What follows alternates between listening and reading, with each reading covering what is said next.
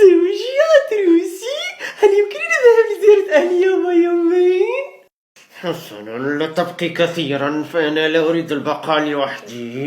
وعند حلول الليل سأطفئ النار وأنام. ليس هنالك شيء في هذا البيت، حالهم أتعس من حالي. سمعت ضجيجا، هنالك سارق في البيت. سار ما بداخل هذا الصندوق. إنه جني. أنا لست جني، أنا صاحب البيت. وماذا تفعل بداخل الصندوق؟